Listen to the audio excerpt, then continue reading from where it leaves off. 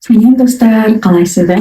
Біз Жапонияны қандай ел деп білеміз? Шетелдіктерге бұзбаған дұрыс деп жасамау керек дүниелерді есте сақтай жүріңіздер. Бұндай ереже негізі барлық елде бар деп ойлаймын, бірақ сонда да Жапонияда ол ерекше сақталған. Бірақ Жапонияда ол өте қатаң сыналмайды әрине, бірақ енді жапондықтардың көзінше ол бір дөрекі іс-әрекеттердің бірі болып есептеледі.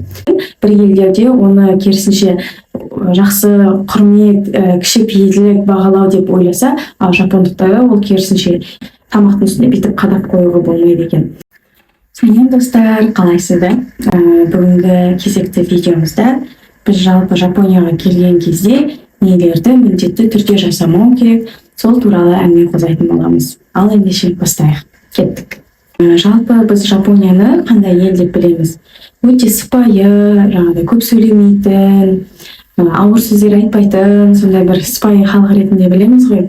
Олар мысалы бір белгіленген ережені бұзып қойсаң да олар үндемейді, бірақ нағына келген кезде ол сыйластық деп білмейді жапондықтар. Сол себепті барынша Жапонияда өзінде бұрыннан бері сақталып келе жатқан ережелерді шетелдіктерге бұзбаған дұрыс деп өз басымыз ойлаймыз. Және де ол ережелер көп деп айтыла бермейді. Мысалы, жапондықтар оны басқа адамдарға айтқан кезде біртүрлі дөрекілік деп есептеледі. Бірақ сонда да сіздер Жапонияға келетін болсаңыздар, мен айтатын, осы видеода айтылатын сондай жасамау керек дүниелерді есте сақтай жүріңіздер. Біріншісі, ол қоғамдық көліктерде сөйлемеу, яғни тыныштық сақтау. Себебі мен өткен видеоларда да айтып жүрген болатынмын. Мысалы, Жапонияда көп адам қоғамдық көлікті өте көп пайдаланады, жеке көліктерге қарағанда. Жұмысқа барғанда, болмаса саяхаттарға деген сияқты. Сол себепті қоғамдық көліктерде адам өте көп болады. Біреулер жұмысқа бара жатса, екіншілер жұмыстан қайтып келе жатады, шаршап келеді деген сияқты. Және бір адамдар жұмысқа дайындалып бара жатуы мүмкін. Яғни бір сөзбен айтқанда, сондай бір тыныштықты талап ететін орын болып есептеледі. Жапонияда негізі адамдар қоғамдық көлікте сөйлемейді.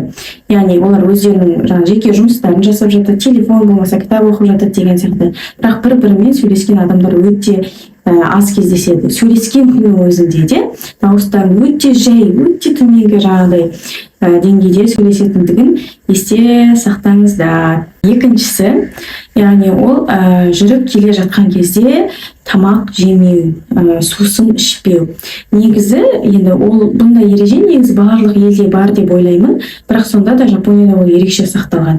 Неге деген кезде, мысалы мен өткен видеоларда айтқан болатынмын, қоқыс жәшігі туралы. Жапонияда барлық жерде қоқыс жәшігі кездесе бермейді. Сол себепті жерге қоқым түссе, болмаса бір нәрсені байқаусызда түсіріп алған күннің өзінде де, яғни ол табиғатты, ауаны ластайды деп ойлайды. Сол себепті көшеде жүріп бара жатып бүйтіп тамақ жеуге болмайды. Ол біздің Қазақстанда да негізі айтыла береді ғой, жеуге болмайды деген сияқты. Бірақ Жапонияда ол өте қатаң сыналмайды әрине, бірақ енді жапондықтардың көзінше ол бір дөрекі іс-әрекеттердің бірі болып есептеледі. Біріншісі, яғни ол тазалықты бұзады деп есептесе, екінші жағынан, яғни ол мәдениетке жатпайды деп есептейді екен.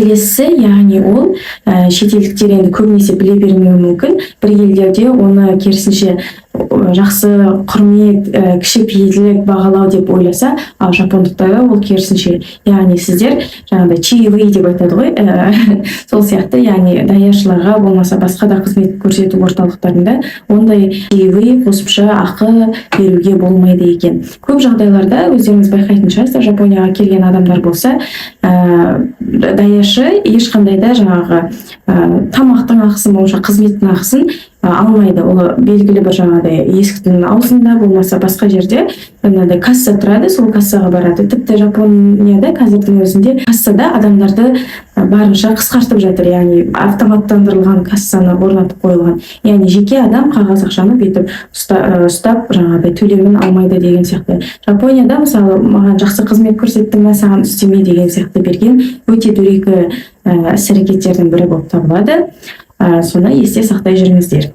Келесі жасауға болмайтын тағы да бір айтылатын нәрсе, яғни Жапонияда көп жағдайда қасық, әрине қасық, шанышқы, пышақ деген жаңа құрал-жабдықтарды қолданады әрине, бірақ тамақты жеген кезде негізі олар сапқыны, яғни чопстикс деп айтады ғой, сондайларды көп қолданады. Сорпа ішкенде де негізі солай қолданады. Құрғақ тамақ жесін, күріш жесін, барлық жағдайда негізі осындай сапқыларды көп қолданады. Яғни сапқыны жаңағыдай бүйтіп тамақтың үстіне бүйтіп қадап қоюға болмайды екен.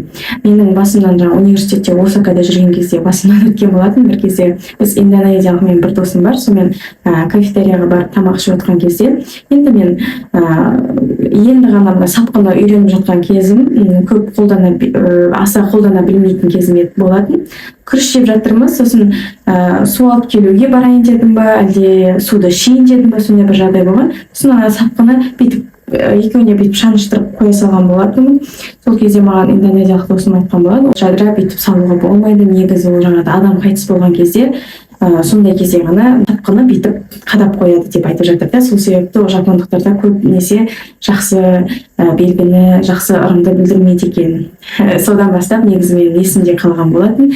Және де осы кезде мен айта кететінім, мысалы біз күрішті мынандай неге салып жейді ғой күрішті, сосын жаңа басқа да тамақтары болады, қосымша аппетайзер деп айтады ғой, сәй деген сияқты көкөністері. Сол ыдыстағы күрішті негізі бір талына дейін қалдырмай жеген жапондықтарда бұл тамағың дәмді болды деген сияқты мағынаны білдіреді екен. Негізі мен соны естіген күннен бастап та барынша бір үйге барған кезде, болмаса кафетерияда, болмаса басқа да ресторандарда тамақ жеген кезде негізі күрішті қалдырмай жеуге тырысамын. Және де өзіммен бірге тамақтанған достарыма да, Аянға да бәріне де айтып жүрмін. Тіпті қазірдің өзінде Нашатайға да сөйтіп үйретіп жүрмін. Барынша қалдырмай жеуге тырыс деген сияқты. Келесі бір Жапонда жасауға болмайтын нәрсе, ол да менің басымнан өткен болатын, түрлі қызық жағдай болып қалды. Ол таксидің есігін өзің ашпайсың. Таксиге мінген кезде де, түскен кезде де аша алмайды. Жаңағыдай алдында отырған таксист адам өзі былай автоматты түрде өзі ашып есікті сөйтеді екен. Мен бір кезде сол бірінші таксиге Жапонда отырған кезде бір түрде есігін ашайын десем, аша алмайды қатты. Сосын барып таксист айтты да, сыпайы түрде айтты, тоқтай тұрыңыз, мен ашамын деп сөз. Мен ойладым, бүйтіп айналып келіп бүйтіп ашама деген сияқты. Жоқ, бүйтіп кнопканы баса салып еді, ана есік өзінен бүйтіп ашылды. Жабылған кезде де өзі былай жабылған болатын. Сол себепті таксидің есігін ашам деп жұлып алып жүрмеңіздер. Қалжың әрине, бірақ соны есте сақтасаңыздар, меніңше жақсы болады деп ойлаймын. Егер Жапонияға оқуға келіп жатсаңыздар, болмаса саяхатқа келіп жатсаңыздар, естен шығармайтын нәрселердің бірі деп ойлаймын. Каналымыз Жапонияда оқу, жұмыс жасау, саяхат, тағы да басқа жалпы Жапония туралы болғандықтан, көбінесе соңғы уақытта мен оқуға ерекше мән беріп жүргендіктен, сіздерге, егер де сіздер студент болып келетін болсаңыздар, студенттерге жасауға болмайтын нәрселерді сіздерге айтып өтейін. Ал ендеше кеттік. Біріншісі, яғни ол тек қана Жапонияда ғана емес, ол барлық жерде ерекше бағаланатын, яғни уақытлы жүру. Енді мен Жапонияға келген кезде алғашында уақыт жағын, енді мен өзім бұрыннан бері негізі жаңағыдай уақытымен жүретін сондай адаммын да, ерте барып деген сияқты. Бірақ Жапонияда жүрген кезінде бір кезде біз профессормен жиын болатын болды. Сонымен 15 минут қалды, 5 минут қалды, 2 минут қалды, 1 минут қалған кезде ана кісі кіріп келді. Сонымен оған дейін ол басқа жиында болған екен да, дәл минут секундына дейін бәрін өлшеп келген ғой. Сол кезде мен ерекше, енді басқа да оқиғалар болатын, уақытлы жүру жағынан, бірақ дәл сол кезең менің есімде қалып қалды да, одан да бетер менің жаңағыдай уақытты ерекше бағалауыма әсер еткен болатын. Мен тіпті қыз бен жігіт болып Аян екеуміз жүрген кезде де мен ерте барып алатын да. Енді Аян ол сондай жаңағыдай ешқашан кешікпейді. Енді ертеде барып алмайды, бірақ дәл уақытымен жүретін адам да. Ал мен енді керісінше мен де кешікпеймін, бірақ мен енді ерте келіп алатын адамдардың қатарынамын да. Енді кездесулерге мен бірінші келіп қоятын кездер көп болған болатын. Яғни бұл тек қана Жапонияда ғана емес, басқа жерде де ерекше бағаланатын қасиет деп ойлаймыз. Келесі, яғни ол әдеттегідей жаңағыдай сабақ кезінде сөйлеуге болмайды, телефон ұстауға болмайды. Сонымен қатар мұғалімді, мысалы біз Қазақстанда да көбінесе апай, ағай деп сөйлейміз ғой, болмаса орыс тілді жаңағыдай класстар болатын болса, жаңа аты жөнімен айтады деген сияқты. Жапонияда болса, олар міндетті түрде мысалы мұғалімнің атын сосын сенсей деп айтады. Мысалы менің профессорымның аты Наоми болатын. Мен өзі профессор Наоми деп айтам, болмаса Наоми сенсей деп сөйтіп әңгімемізді бастайтын едік та. Сол себепті сенсей деген сөз, яғни ол мұғалім, ұстаз деген мағынаны білдіреді екен. Японияда ең маңызды мектеп кездегі жаңағыдай қағидаттардың бірі, яғни ол мектеп класс болып сыныпты тазалау. Енді мен қазіргі мектептерді енді қатты біле бермеймін, бірақ біз кезімізде де негізі басында сондай арнайы апайлар болатын, отырған классымызды тазалап беретін. Бірақ соңғы 11-ші болмаса 10-ші сыныпта ғой деймін, менің сыныптастарым осы астына жаза кеттіңіздер. Жаңағыдай біз класспен кезектесіп сыныпты тазалайтын кездер болатын. Енді қазір қалай мені көріп жатқан оқушылар болса, астына жаза кетіңіздер, бәріміз де біле жүрейік.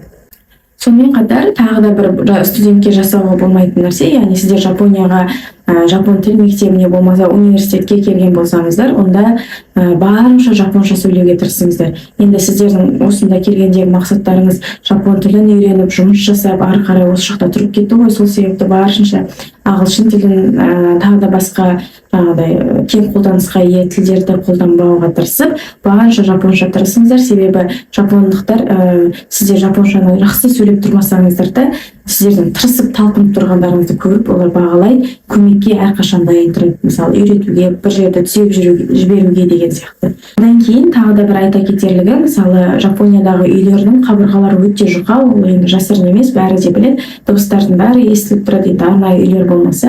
Сол себепті тыныштықты сақтаған дұрыс деп ойлаймыз. Мысалы, біз осы Қазақстаннан бір студент алып келген болатынбыз.